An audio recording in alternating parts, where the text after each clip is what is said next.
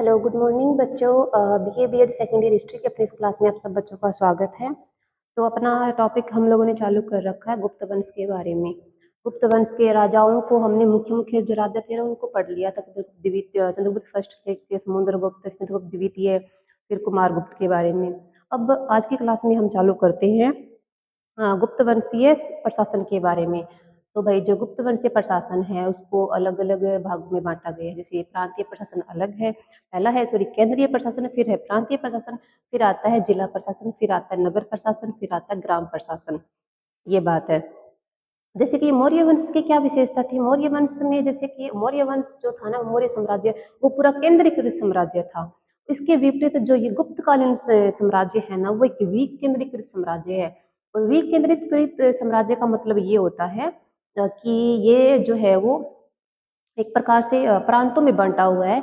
इसका साम्राज्य का बंटवारा किया गया है और प्रांतों को जो है ना युवराज, राजकुमार, गवर्नर ने ये संभाले हुए हैं। उसके बाद में नगर है, ये ग्राम है, ये ऐसे बंटे हुए हैं। तो ये होता है वीक केंद्रीकृत साम्राज्य। तो भाई गुप्तकालीन प्रशासन में मैंने ये कुछ एक डायग्राम बनाया है प्रशासन का। इसको हम समझने ये हमें प्रशासन को समझने में थोड़ी सी आसानी करेगा। जैसे कि जो प्रांतीय प्रशासन है उसको मुख्य रूप से प्रांतों को जैसे देश कहा जाता था, अवनी कहा जाता, अलग अलग नाम थे प्रांतों के। प्रांतों को देश भी कहते थे, राष्ट्र भी कहते थे, भुक्ति भी कहते थे, अवनी भी कहते थे, अलग अलग नाम थे। फिर जो इनको संभालता था ना, प्रांतों को जो संभालता था वो राजा का ही अपना पुत्र होता, तो जो युवराज घोषित हो चुका होता है। युवराज बोल दो, राजकुमार बोल दो, गवर्नर बोल दो, राज्यपाल बोल दो, ये नाम, ठीक है। तो ये प्रांतों को हैंडल करते थे। फिर आता है शहरी प्रशासन। जो शहरी प्रशासन है उसमें मुख्य रूप से परिषदों के प्रकार दिए गए हैं कि शहरी प्रशासन में जो शहरी परिषद है वो अलग थी, उसको जो संभालता वो था सार्तवाह। फिर आता है व्यापारी का एक संघ था, जो व्यापारी को संघ होता है ना उसको श्रेष्ठी कहते थे। जिसको हैंडल करता था ना वो था नगर श्रेष्ठी होता था वो। फिर है मुख्य लेखक। मुख्य लेखक जो थे वो कायस्थ कहलाते थे। फिर ग्रामीण प्रशासन में जो मुख्य रूप से है चीजें, वो है ग्राम का प्रकार। जैसे ग्राम जो है ना उसको अलग अलग नाम दिया गया है। उसको स्थान भी बोला गया है, उसको तितली भी बोला गया है, पेट, पटनी, पायक जो है ना, गुल्म, पल्ली, अलग अलग नाम है गुप्त कालीन गाँवों के। तो यहाँ पे मैंने लिखे हैं मुख्य रूप से ग्राम को, तो ग्राम उसको पल्ली भी बोलते थे, उसको गुलम भी बोलते थे। और उसको जो संभालता था, गाँव को जो संभालता था ना, वो होता था एक प्रकार से ग्राम का अध्यक्ष। उसको बोलते थे कुटुम्बिक। क्या बोलते थे उसको? कुटुम्बिक। कुटुम्बिक। तो इसमें इस डायग्राम्स को हमने लिखेंगे ना इसको अपनी कॉपी में, तो ये हमारे नंबर जो है ना बढ़ाने की संभावना व्यक्त करता है, क्योंकि डायग्राम से चीजें आसानी से समझ में आ जाती है। अब इनको हम डीपली पढ़ते चलेंगे। डीपली का मतलब जैसे प्रांतीय प्रशासन को हम अलग पढ़ेंगे। पहले तो जैसे कि जो सेंटर पॉइंट क्या है प्रशासन का? सेंटर पॉइंट तो राजा है, हम राजा को पहले पढ़ेंगे। राजा के क्या क्या कर्तव्य होते हैं, वो क्या करता है, उसके काम क्या है, वो चीजें। उसके बाद में जो प्रांतों को संभालते हैं, राजकुमार वगैरह, युवराज वगैरह, उनको पढ़ेंगे। फिर परिषदों को, जिलों को, इन चीजों को। तो सबसे पहले हम चालू करते हैं केंद्रीय प्रशासन को। केंद्रीय सेंटर में कौन बैठा है भाई? राजा बैठा है। केंद्रीय प्रशासन में सबसे पहला है हमारा सम्राट। तो सम्राट की विशेषता ये होती है कि जो सम्राट होता है ना, वो मुख्य जो साम्राज्य होता है उसका सेंटर पॉइंट होता है, केंद्र बिंदु होता है। जो नौकरशाही व्यवस्था होती है ना उसका क्या होता है? वो मुख्य वक्ता होता है वो। तो ये जो गुप्तकालीन प्रशासन है ना, ये जो गुप्तकालीन साम्राज्य है वो राजतंत्रात्मक प्रणाली पर आधारित है, ठीक है। और फिर जो है ना, जैसे गुप्तकालीन साम्राज्य के राजाओं ने क्या किया, बहुत सारी उपाधियां ग्रहण की थी। इसमें मुख्य रूप से हम क्या देखते हैं, उनके सिक्कों से, हमें अभिलेखों से, उनके अभिलेखों से क्या पता चलता है?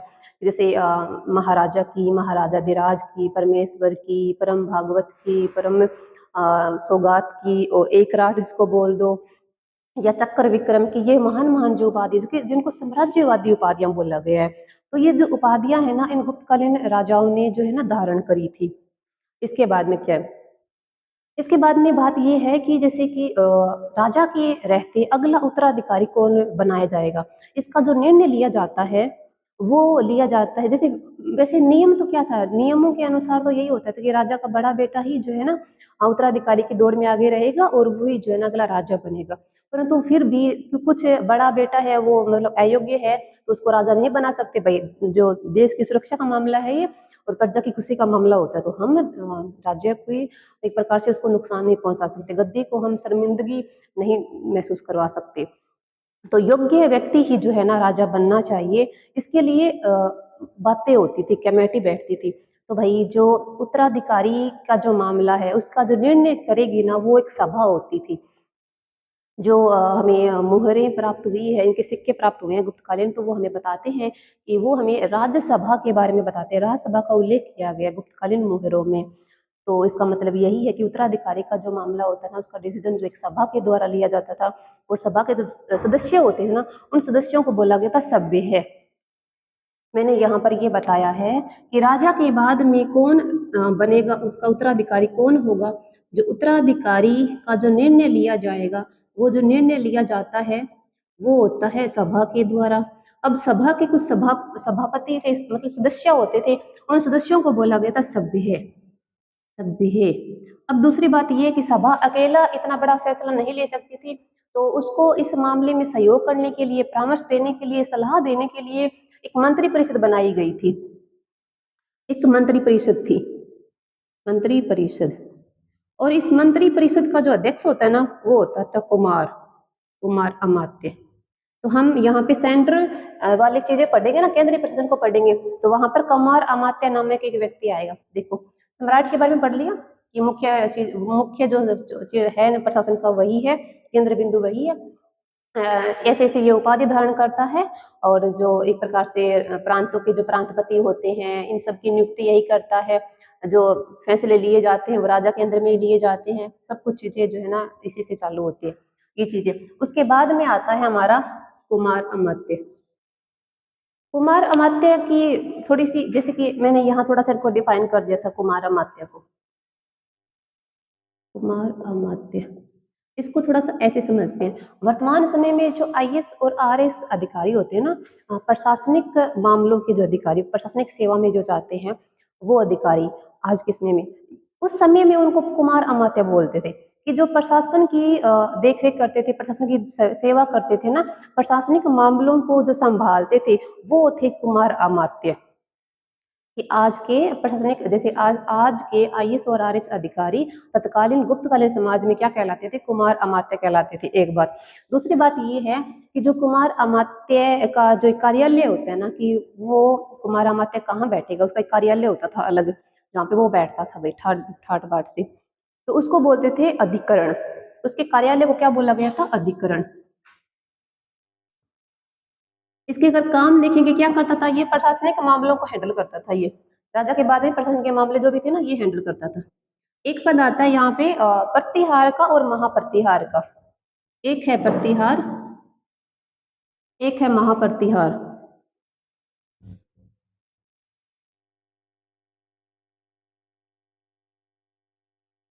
तो भाई इसका मतलब ये होता है कि प्रतिहार जो था ना वो सम्राट का अंतपुर का रक्षक होता था, पहली बात।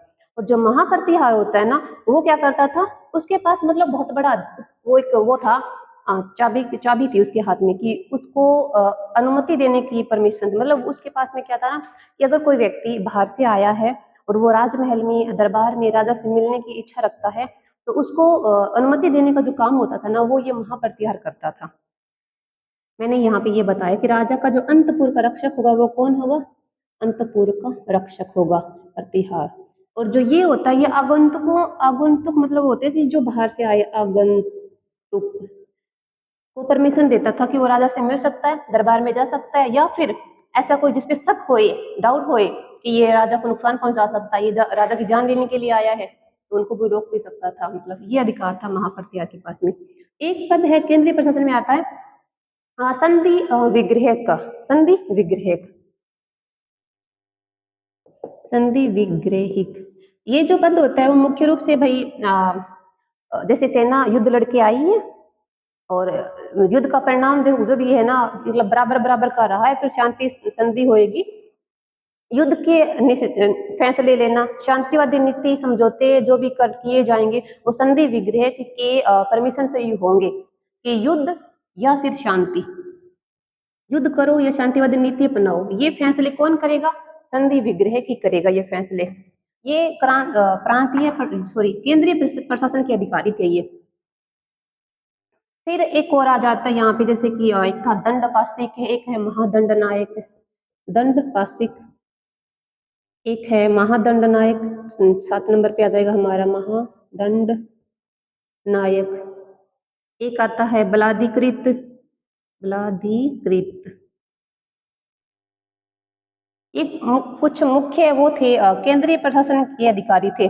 इसमें दंड पासिक का हम इस प्रकार से देखते हैं, इसको बोला जाता था पुलिस विभाग कि केंद्र में क्या था ना कि शांतिवादी नीति अपनाना और जनता शांतिवादी नीति भी अपनाना, मतलब शांति स्थापित करना कैसे स्थापित हो सकती है और जिससे जनता को भी सुरक्षा महसूस होए, तो वही लड़ाई वगैरह करनी पड़ेगी। तो वही बात थी। दंड पासिक कौन होते थे? पुलिस विभाग के अधिकारी होते थे। पुलिस का काम क्या होता है? शांति नीति अपनाना, पुलिस व्यवस्था को देखना, या पुलिस विभाग बोल दो। पुलिस विभाग क्या करता है कि वो शांतिवादी नीति अपनाता है, व्यवस्था को बना के रखता है। तो ये दंड पासिक करता था ये। महादंड नायक क्या करेगा? महादंड नायक होगा मुख्य न्यायाधीश। ये अन्याय के ऊपर न्याय की फैसला सुनाएगा, मुख्य न्यायाधीश। वैसे तो जैसे कि हमने देखा था, मैंने बताया था कि जो गुप्तकालीन साम्राज्य था उसमें क्या ये न्यायाधीश थे ना, वो 2 प्रकार के थे, ठीक है। और न्यायाधीशों के जो मुख्य न्यायाधीश होते हैं ना, दीवानी और फौजदारी मामलों को वो मतलब हैंडल करते थे, ये बात थी। फिर आता है बलाधिकृत। क्या होता है भाई? बलाधिकृत का मतलब ये होता है कि बलाधिकृत मतलब महाबलाधिकृत था, सॉरी ये महाबलाधिकृत। बल का मतलब क्या होता है? मजबूती। मजबूती किसमें होती है? सैनिकों में होती है। तो जो सैनिकों की व्यवस्था करे, सैन्य संचालन का जो कार्य करे थे ना, वो होता था बलाधिकृत।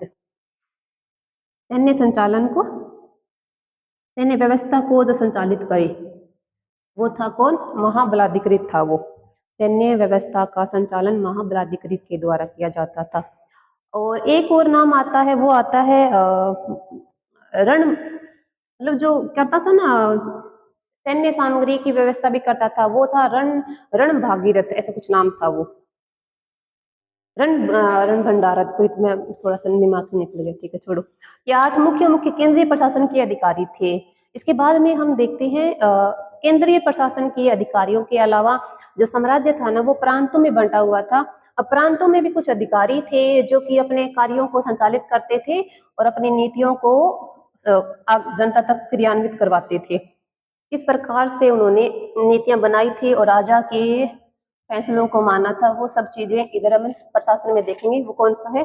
प्रांतीय प्रशासन। अब इसको काट दो, यहाँ पर लिख दो प्रांतीय प्रशासन। तो भाई एक बात ये है कि जो प्रांतीय प्रशासन है ना, इसमें जो प्रांत है, प्रांतों को गुप्त काल में अलग अलग नाम दिए गए थे। जैसे कि इसको एक तो बोला गया था देश, प्रांतों को बोला जाता है प्रांत बोल दो उसको, देश बोल दो उसको, अवनि बोल दो, या भुक्ति बोल दो। ये 3-4 नाम प्रांतों के हमें मिलते हैं गुप्त काल में, ठीक है। तो इसमें मुख्य रूप से जो प्रांत थे ना, एक तो था सीमांत प्रांत, सीमांत प्रांत जिसको संभालता था गुप्ता। एक था आंतरिक प्रांत, आंतरिक प्रांत इसको जो संभालता था वो ऊपरिक था। सीधी बात यही है कि प्रांतों में राजा का बेटा नियुक्त किया जाता था एज ए गवर्नर के पद पर।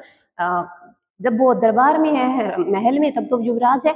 जो वो वहां चला गया है प्रांतों को संभालने के लिए, प्रांत को संभालने, वहां पे वो गवर्नर, एज ए गवर्नर या फिर एज ए राज्यपाल के पद धारण करेगा, पद वो कहलाएगा, मतलब गवर्नर कहलाएगा वो। तो सीमांत प्रांत, सीमा प्रांत का मतलब क्या होता है कि सीमांत प्रांत का मतलब ये होता है कि एक प्रांत है, ठीक है, उसके बॉर्डर वाली जो जगह होती है ना, सीमाएं जो फैली हुई थी उत्तर से दक्षिण और पूर्व से पश्चिम, जो बॉर्डर वाली जो जगह होती है ना, उनकी जो व्यवस्था करता है। कहने का मतलब कौन बाहर से आक्रमण हो सकता है या फिर कौन अब अपने अंदर का बाहर जा सकता है, तो ये व्यवस्था कौन करेगा? सीमांत प्रांत का अध्यक्ष है गोप्ता, वो देखेगा। ऊपरी क्या करेगा? ऊपरी ये करेगा आंतरिक व्यवस्था को बना के रखेगा। वो आंतरिक व्यवस्था को किस प्रकार से व्यवस्थाएं बनाए रखनी है, किस प्रकार शांति व्यवस्था जो है ना उसको उसको बहाल करना है, वो सारी चीजें कौन करेगा? वो ऊपरी करेगा। तो ये थे कुछ प्रांतीय प्रशासन के अधिकारी। जैसे कि एक वो है कि क्या नाम है उसका, एक समुद्रगुप्त जो था ना, समुद्रगुप्त का बेटा था, उसका नाम था गोविंद गुप्त, ठीक है। नहीं सॉरी, चंद्रगुप्त द्वितीय का बेटा था एक, चंद्रगुप्त द्वितीय जो है ना, उसका एक बेटा था, उसका नाम था, दो बेटे थे चंद्रगुप्त द्वितीय के, एक तो कुमार गुप्त था, एक गोविंद गुप्त था। एक है गोविंद गुप्त, बड़ा गोविंद गुप्त है, और एक है ये कुमार गुप्त। कुमार गुप्त को हमने पढ़ा था थोड़ा बहुत, ठीक है। तो यहाँ पर बात ये है, मैं ये बता रही हूँ कि जो गोविंद गुप्त है ना, ये एक प्रांत का वो था, मतलब प्रांतपति था ये। कौन सी प्रांत था वो, उसका नाम था तीरभुक्ति, तीरभुक्ति प्रांत। और इस तीरभुक्ति को दरभंगा बोला गया, मतलब जो वर्तमान में पश्चिम बंगाल में पड़ता है ना, दरभंगा, वहां पे है तीरभुक्ति प्रांत। इसका प्रांतपति कौन था, गोविंद गुप्त था। और गोविंद गुप्त कौन है, बाप चंद्रगुप्त है राजा, उसका बेटा कौन है, गोविंद गुप्त। इसका मतलब वो कौन है, युवराज है। इसका मतलब जो पद धारण करेगा वो क्या बनेगा, गवर्नर या राज्यपाल बन जाएगा, ये बात थी। इसके अलावा एक व्यक्ति और था, उसका नाम था घटोत्कच। घटोत्कच भी एक राजकुमार था। और जो है वो, यहाँ पर एक और जगह है एरण। एरण जो है वो मुख्य रूप से पूर्वी जो मालवी क्षेत्र होता है उसको बोला गया है पूर्व मालवा, वहां पर था घटोत्कच। घटोत्कच ये राजकुमार था, ठीक है। और यहाँ पर कौन है, गोविंद गुप्त था, आ गया। तो ये कुछ प्रांतों के अधिकारी थे जो राजकुमार नियुक्त किए जाते थे। इसके बाद में आता है हमारा कौन सा, जिला प्रशासन आता है। जिला प्रशासन जो है वो बहुत इंपॉर्टेंट है, क्यों है, क्योंकि वो केंद्रीय प्रशासन की तरह ही जो है उसमें प्रांतपति नियुक्त किए गए, सॉरी वो अधिकारी नियुक्त किए गए थे। कौन कौन से थे वो अब देखते हैं। तो यहाँ पर हम वापस से बदल देते हैं अपने नाम को, और अब नाम होगा यहाँ पे जिला प्रशासन।